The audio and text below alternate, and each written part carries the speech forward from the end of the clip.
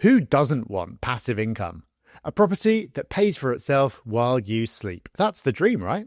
And most of our clients come to us with this exact idea in mind, but the reality is rarely that simple. And after speaking to thousands of investors, we've identified 7 traps people keep falling into when trying to set and forget their portfolio. So in this video, I'll count them down from least to most damaging and show you why some passive strategies are anything but, the one mistake that could quietly cost you thousands, and how to stay hands-off without losing control. Before I tell you the first mistake, I need to introduce you to someone I know. We'll call him James.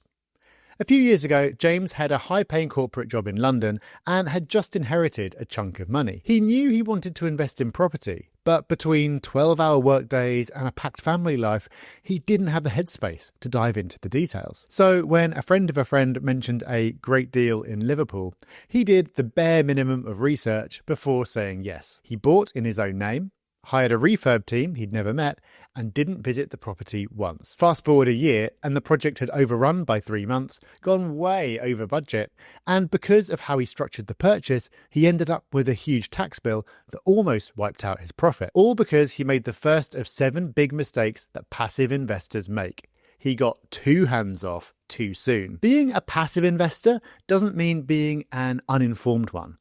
If you delegate the legal setup, renovation process and numbers before you understand how property works, you're relying entirely on luck or someone else's integrity.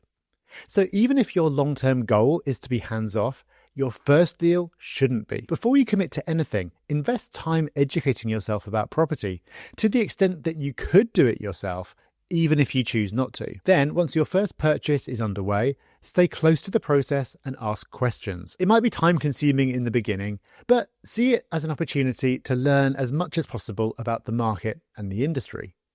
That way, when the time comes to hand over the reins, you'll know exactly what to watch out for. Which brings me on to the next mistake on the list. This is something you need to think about early, because the later you leave it, the greater the impact on your profits. So I want you to imagine you bought the average UK home 10 years ago in cash. Back then, that would have cost you around £197,000. Fast forward to April this year, and that property would be worth roughly £270,000. On paper, that's a £73,000 gain, which few people would kick up a fuss about. But now factor in inflation, which has averaged about 3.6% a year over the past decade.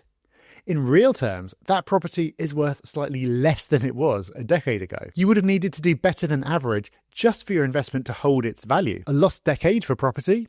Maybe, but compare this to someone who bought the same property, but with a 25% deposit and an interest-only mortgage. Instead of tying up the full property price of £197,000, they may have only parted with £60,000 after tax and all their costs. So after 10 years, their investment would have grown from £60,000 to equity of £122,250.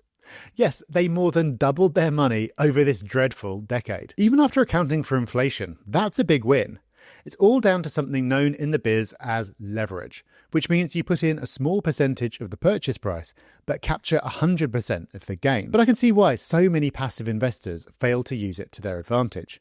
Paying in cash or putting down huge deposits feels safe. Funding such a large purchase with borrowed money feels risky, especially when interest rates are so much higher than they were 5, 10 or 15 years ago. Using a repayment mortgage over interest only might seem like a happy medium, but this can actually be more risky due to the lack of cash flow, putting you at more risk from unexpected expenses or void periods. Look, I'd never encourage you to overstretch yourself, but if you want to play it safe, you might be better off popping your money in a savings account, or even in an index fund, which obviously is far from risk-free, but over 20 to 30 years should give you a positive return without the hassle of being a landlord. Or you could use an appropriate amount of leverage and get a regular income from rent and long-term profits from capital growth, without having to tie up large amounts of capital in an asset that might not beat inflation in the short term. And just before we get to the 5th mistake on our list, our team has created a free course specifically for investors who want to take a passive approach to property.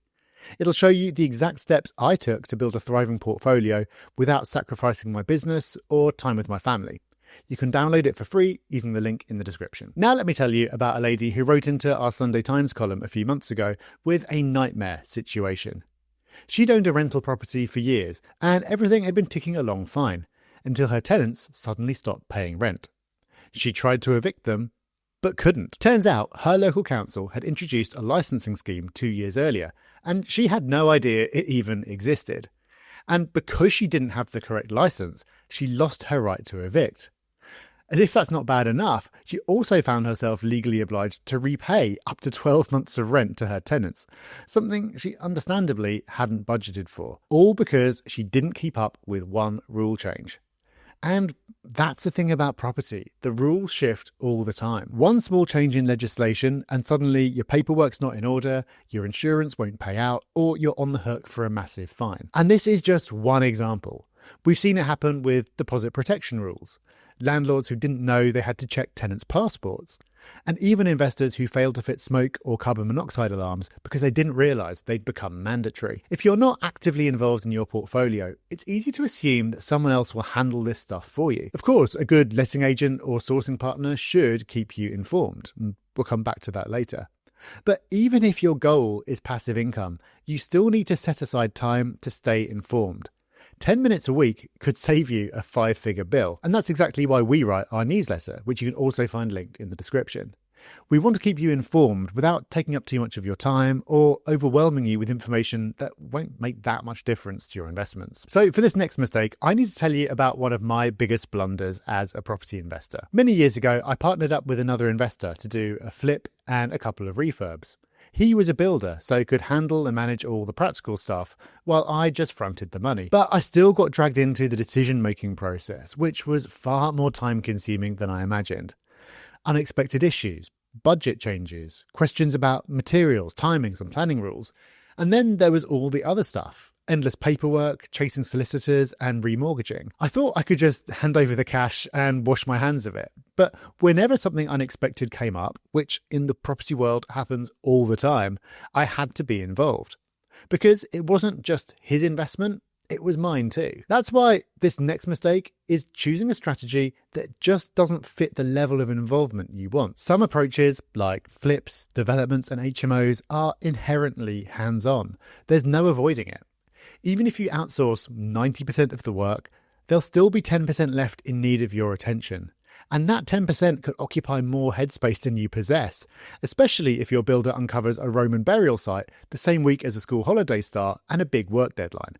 Sounds like I'm exaggerating, but this has actually happened to me. So if your goal is to stay as passive as possible, you've got to be more realistic about the strategy you choose. That usually means sticking with simple, long-term buy-to-lets in properties that attract reliable tenants and don't come with constant maintenance issues. Yes, the returns might take longer to build, but in exchange, you get back something far more valuable. Your time. And the good news is you can use some of that time to avoid this next mistake. So you want to be a good landlord. Most of us go into it with the best intentions. After all, most of the landlords I've worked with have rented themselves in the past.